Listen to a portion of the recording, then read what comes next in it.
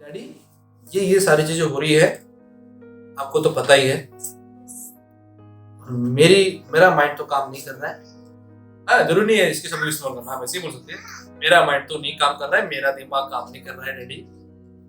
अब मैं आया हूं आपके पास और मुझे आपका मार्गदर्शन दीजिए।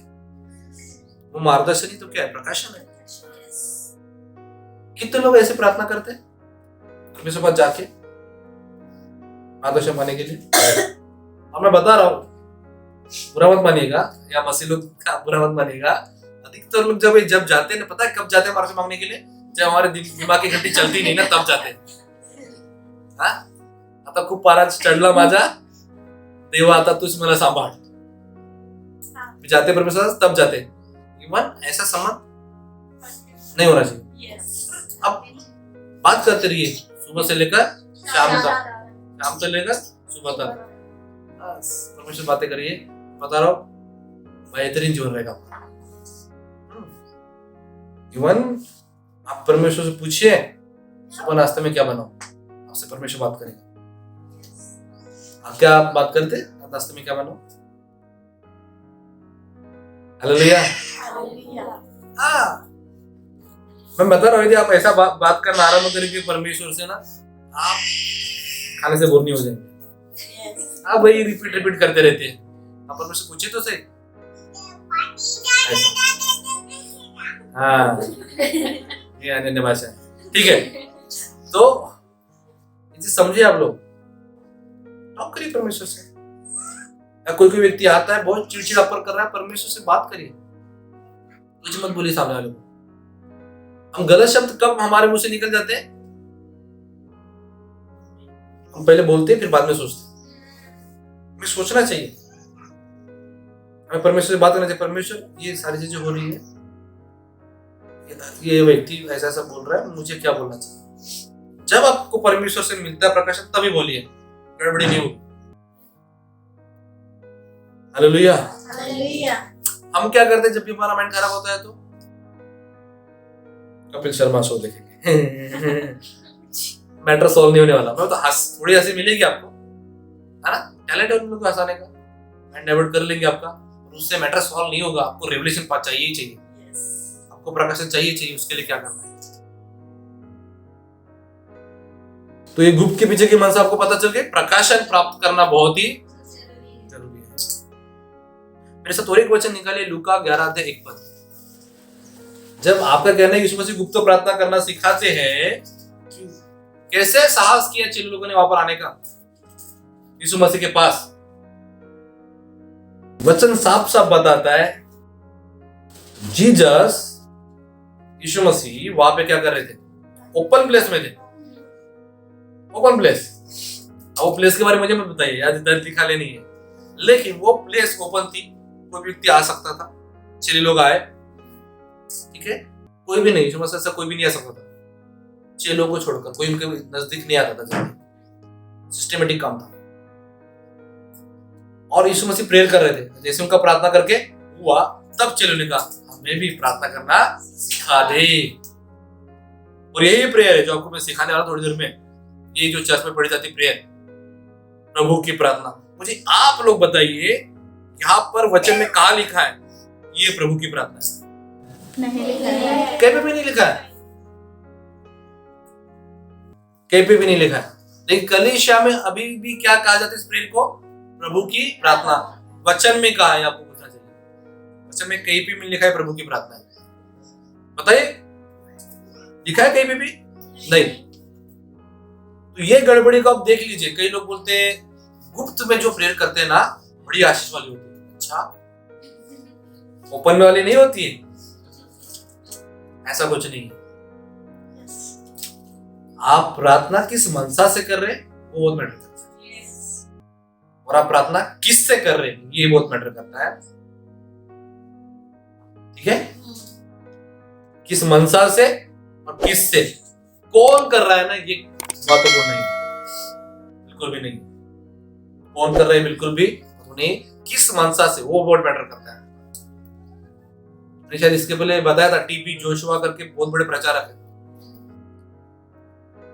हमारे मसीहत के, दुष्टात्मा निकाल रहे थे। को ऐसा दिल में आया कि थोड़ा मजा ले लूं मैं लोगों का, वहां पे जो थे क्योंकि तुम निकाल के देखो, वो बोलता है इन द नेम ऑफ जीसस निकल जा। दुष्ट आत्मा आके उसको टच कर रही। जैसे 2 दिन ट्रायल लिए, वो समझा रहे थे in the name of Jesus formula नहीं है बेटा,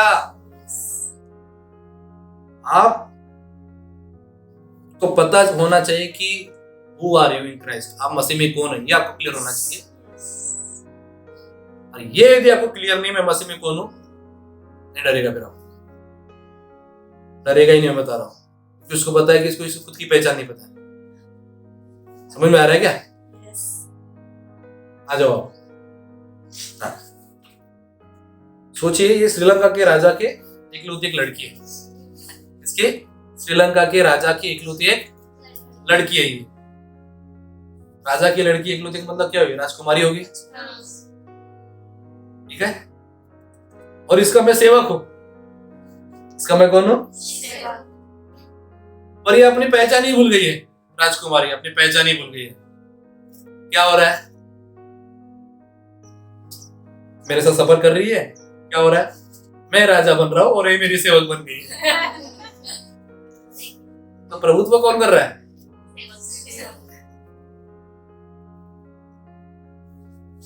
यीशु मसीह को खुद की पहचान पता थी। मत्ती 4:4 में ऑर्डर कर रहे थे वो, जब वो ऑर्डर मारने आ रहा था लूसीफर यीशु मसीह को, वो यीशु मसीह उसको ऑर्डर मार रहे थे।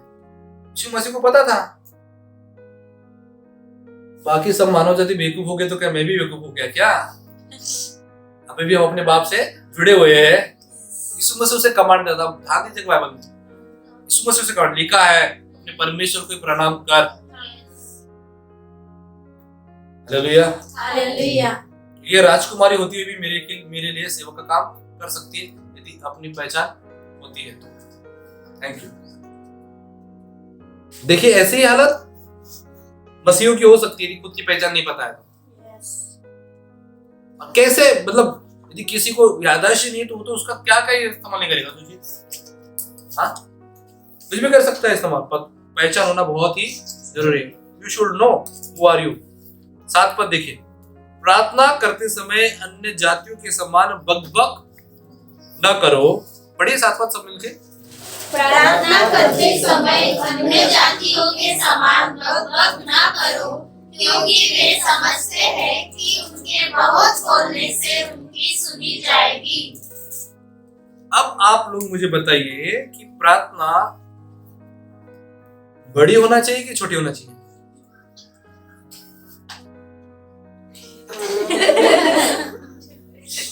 प्रेयर बड़ी होनी चाहिए कि छोटी होनी चाहिए? बताइए, आप लोग बताइए।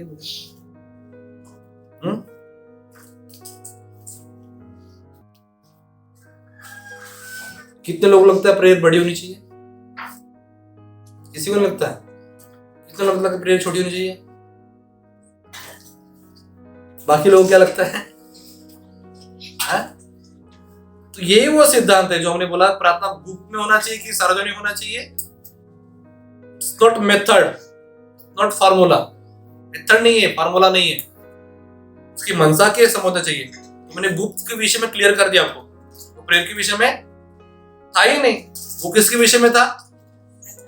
पिता के विषय में, पिता के प्रकाशन के विषय में था। और कलीसिया ने कैसे उसका इस्तेमाल कर दिया, और ऐसा वचन में लिखा ही नहीं है, मैं बता रहा हूं। पर अब ऐसे मसीह लोग इतना बोलते हैं मुंह से, तो हमें लगता है कि वैसा ही है। हालेलुया। अब ये जो 7 पद हमने पढ़ा, इसमें क्या बोलते हैं? अन्य जातियों के समान प्रार्थना करते हैं, अन्य जातियों के समान बकबक न करो, क्योंकि वे समझते कि उनके बहुत से बोलने से उनकी क्या हो जाएगी?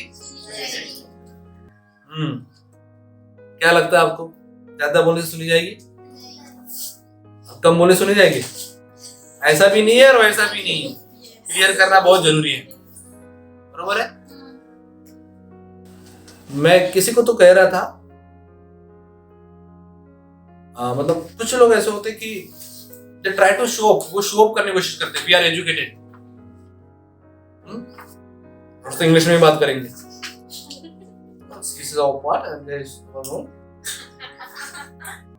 We are trying to divide the room। ऐसे मस्त इंग्लिश में बोलेंगे जैसे, और बहुत सी बातें करते, बहुत बात करते हैं। मुझे 4 बच्चे हैं, एक ने एमटेक कर लिया है, एक ने एमबीए कर लिया है, वी आर एजुकेटेड, हम बहुत रिच फैमिली है ऐसे। अब जबकि मैंने पूछा भी नहीं है आपके कितने बच्चे, पूरा डाटा दे दिया मैंने। और वो शो करते हैं, ये शो करती है भंडारा नागपुर में है, ये कल्चर है। अब मैं ऐसे ही बैठा हूँ सामने ऑफिस में, और मुझे बताने की जरूरत नहीं पड़ रही है। और मैं यदि उनके बराबरी का होना चाहता तो मैं बोलता।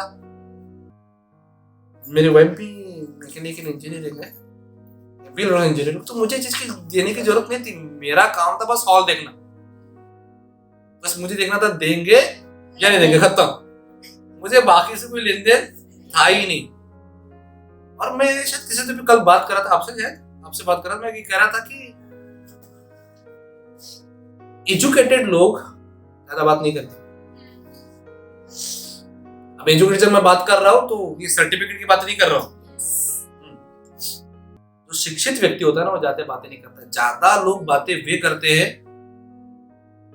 अंडरस्टैंडिंग नहीं रखते, बड़ बाहर पूछे भी नहीं तो पूरी कहानी सुन लो भैया मेरी, शुरू से लेकर लास्ट तक। जितना आगे वाला पूछ रहा है उतना लटा दो। आप उससे ज्यादा दे रहे हो, आगे वाला चुप रहेगा, लेकिन पीछे क्या बोलेगा, मैं खा ले मेरा। बता रहा हूं, वैल्यू करना चाहिए, वैल्यू करना बहुत ही जरूरी है। तो आपको क्या लगता है, शिक्षित लोग काम की बातें करेंगे कि फालतू बातें करेंगे? आपको क्या लगता है, अन्य जाति लोग शिक्षित थे यहाँ पे? क्या थे? अबे काम की बात करो, प्रेयर में आए तो, लेकिन प्रार्थना करते समय अन्य जाति के समान बकबक ना करो, क्योंकि वे समझते कि उनके बहुत गुण सुन की सुनी जाएगी, ऐसा। और ज्यादा बोलते हैं वो, तो बहुत लोगों को लगता है कि नहीं, प्रेयर जो है ना छोटी होनी चाहिए। क्या होनी चाहिए? क्या आपको नहीं पता है कि यीशु मसीह ने पूरी रात प्रार्थना की? तो आपका ये भी बिलीव सिस्टम क्रैक हो जाएगा जब कहते प्रार्थना छोटी हो जाएगी। हालेलुया। पर आप में से कितने लोगों ने ये वचन में देखा है सच में यीशु मसीह ने पूरी रात प्रार्थना बिताई? पढ़ा है आपने? हालेलुया। अब कई लोग कहेंगे प्रायर क्या करना चाहिए? छोटी करना चाहिए। आपने कभी यीशु मसीह को छोटी प्रेयर करते हुए देखा है? कोई मुझे दिखाएगा वचन से निकाल कर? अभी बताएगा कोई? हालेलुया।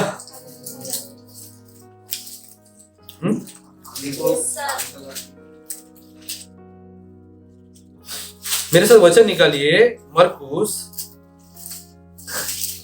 4 अध्याय 39 पर। अब इस पूरे वचन में मुझे बताओ प्रार्थना के कौन से शब्द हैं? बस यही शब्द है। ये वचन को पढ़िए, मरकुस 4 अध्याय 39। क्या लिखा है? जो वचन लिखा है उसमें आप देखिए और अंडरलाइन करिए उन्हीं शब्दों को जो लगता है आपको प्रेयर है। और अब तक किसी को समझ भी नहीं है कि प्रेयर क्या है, मैं बता रहा हूं पूरे वचन को टिक कर दोगे। अब तक यदि नहीं समझा है तो इसमें से प्रार्थना होती क्या है? शांत रहो और बस इतनी प्रेयर है। आपको लगा यीशु मसीह को तूफान शांत करने में ज्यादा बात करने की जरूरत पड़ी? मरकुस 4 अध्याय 39। और एक वचन दे रहा हूं, यूहन्ना 11 अध्याय 43 पर। अब इसमें प्रार्थना के शब्द कौन से मुझे बताइए? निकला प्रेयर नहीं है, लाजर निकला प्रेयर है। क्योंकि आप किसको निकला बोल रहे हो? हाँ, ये भी क्लियर होना बहुत जरूरी है ना। तो प्रार्थना सटीक होती है। क्या कहा आपने? शांत रहो और थम जा। वहां लिखा है आंधी शांत रहो थम जा, ऐसा लिखा है क्या? नहीं, चेक करिए। कुछ 4:39 में लिखा है आंधी शांत रहो थम जा। नहीं लिखा होगा आंधी, ऐसा यीशु मसीह ने बोला ही नहीं। आंधी शांत रह थम जा। उनको पता था मैं किसको बोल रहा हूं, खत्म। आपको पता होना चाहिए आप किसको बोल रहे हो। तो निकल आ भी प्रेयर हो सकती है, लेकिन पता होना चाहिए किसको बोल रहे हो। यीशु मसीह को पता था किसको शांत रहने कर रहे थे, शांत रह, हम जा, और आंधी क्या हो गई, थम गई भाई। और यूहन्ना 11:43 में लाजर हाँ निकल आ बोलते तो उनको पता था किसको बोल रहे, बस कलीसिया आमीन नहीं की, उनको ये भी नहीं पता था किसको आमीन बोलना है। तो पास्टर सुई को क्या बोलना पड़ेगा, नहीं लाजर निकल आ, फिर कलीसिया कहेगी आमीन। तो आपको पता नहीं किसको आमीन, किसको निकलने के लिए बोल रहे हैं, तो आमीन बोल के क्या मतलब है, पता होना जरूरी है। सुनो और एक चीज, यदि कोई प्रेयर कर रहा है, सुनो फिर से एक चीज, बहुत बारीक चीज बता रहा हूँ, यदि कोई प्रेयर कर रहा है, वो प्रेयर समझ में ही नहीं आ रही है, तो आपका आमीन बोलने का ना कुछ मतलब नहीं। आमीन फार्मूला नहीं है, ये समझ लो, आमीन फार्मूला नहीं है। यदि पास्टर प्रेयर कर रहे किसी के लिए और आपको प्रेयर समझ में ही नहीं आई है, वो शब्द आपने सुना ही नहीं है, मैं बता रहा हूं ना, ऐसे मसीह लोग होते हैं, 4-5 लोग साथ में लेके जाते हैं, पास्टर प्रेयर कर रहे हैं, प्रेयर सुन नहीं रहे, आमीन आमीन, बस वो आमीन बोलने से कुछ नहीं होने वाला। अरे भाई किसके लिए आमीन, आप सॉल्व करोगे ना तो उसका अलग ही जवाब रहेगा। हाँ, तो मैंने पिछली बार क्लियर किया था, सबने हाथ खड़ा किया, इसने मैंने हाथ खड़ा किया, सबने आमीन बोली, इसने आमीन, ऐसा आमीन नहीं होता। आमीन का मतलब क्या होता है, जो कुछ कहा गया था आप बोलो कि ऐसा ही होगा, ऐसा ही होगा या ऐसा ही है, बस 100% एश्योरेंस है, बस होगा तो होगा, बरोबर है। हम कई प्रार्थनाओं में आमीन बोलते हैं, बता रहा हूं, आमीन को फार्मूला मत बनाओ, जी समझिए आप, आमीन को तो फार्मूला मत बनाइए। आमीन जब आप बोलते हैं तो आपको पता भी होना चाहिए कि आप किस बात के लिए बोल रहे हैं। Hallelujah, hallelujah. जब कितने भी बड़े आमीन बोलिए, हालेलुया, आमीन पता होना चाहिए आपको किसके लिए आप बोल रहे हो।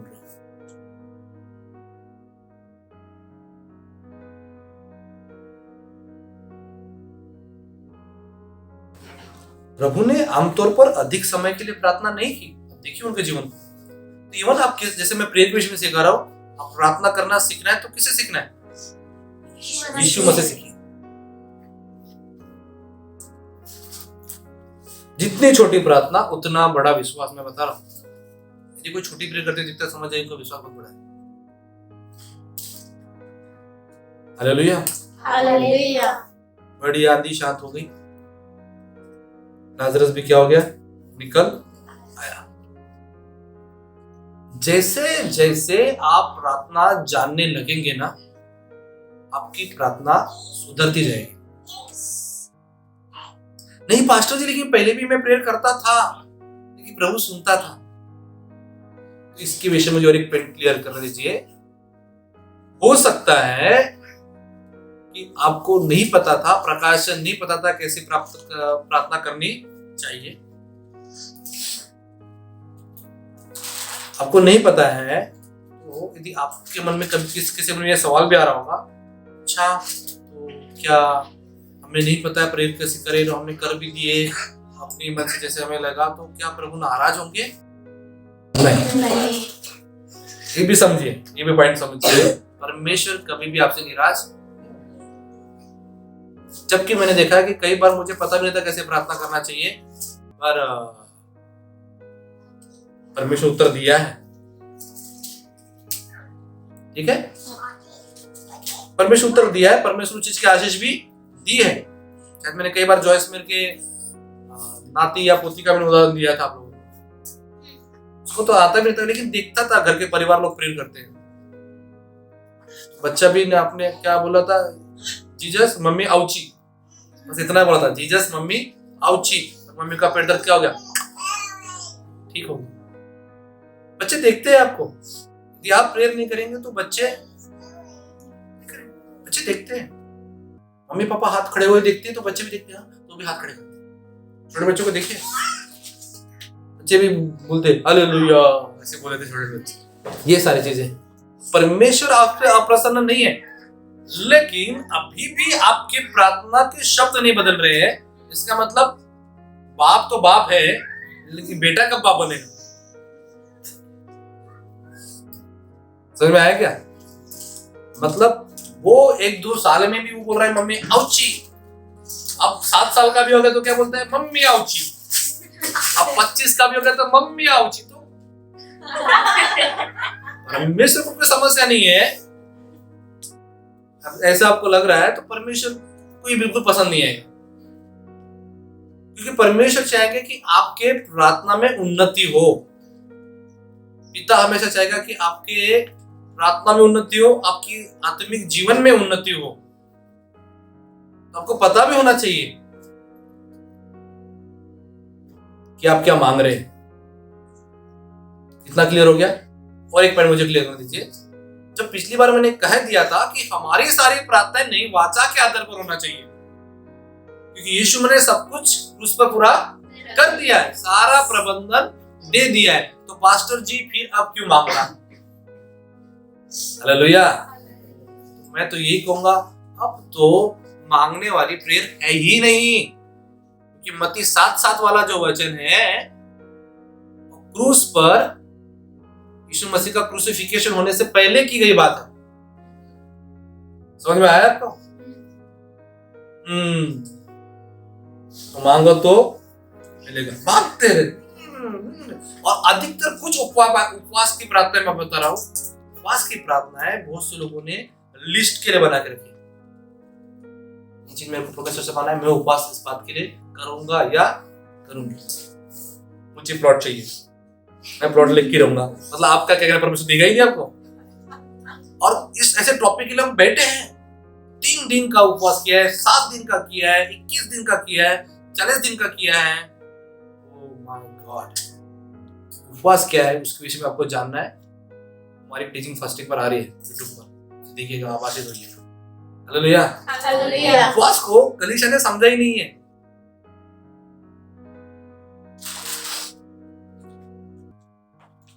तो यदि आप मांगने के लिए आप परमेश्वर से आज भी प्रेयर कर रहे हो तो आपको बदलना होगा कुछ। अब मांगने वाली प्रार्थना हमारी नहीं है, प्राप्त करने वाली प्रार्थना है। अब एक ही चीज है, विश्वास करो और प्राप्त करो। मैंने कहा आपके जीवन में क्या चीज नहीं है, उसके लिए क्या करना चाहिए आपको? विश्वास करिए और प्राप्त करिए। क्यों? क्योंकि वचन साफ साफ बताता है। क्या बताता है? हमारे मांगने से पहले ही परमेश्वर को पता है हमारी आवश्यकता क्या है। आप में से कितने लोगों को लगता है कि हम जब बताएंगे तो बस प्रभु को पता है, ना तो उसके तो पता ही नहीं है। सरिता सिस्टर प्रेयर कर रहे, ओ प्रभु मेरी प्रिय बहन वैशाली जी के लिए मैं प्रार्थना करती हूँ, उनका बिजनेस अबड़ हो, बढ़ता बढ़ता जाए। आपको क्या लगता है जब सरिता जी ऐसा कहेंगे तो ही परमेश्वर को पता चलेगा? क्या उनको पता नहीं है? तो परमेश्वर को पता होने से काम हो जाएगा? समझ लो, आपकी हर चीज परमेश्वर को पता है, लेकिन परमेश्वर को पता होने से काम नहीं होगा, क्योंकि परमेश्वर ने सिद्धांत रखा है हर चीज आपको पाने के लिए विश्वास करना होगा। आप विश्वास से ही प्राप्त करेंगे। भाई प्रेयर बदलिए। ओ जी हम तो प्रेयर किए, प्रभु सुनता ही नहीं छी। तो फिर मैं बोलता हूँ प्रार्थना बदलिए या प्रकाशन को प्राप्त करिए। प्रकाशन आप करना बहुत जरूरी है।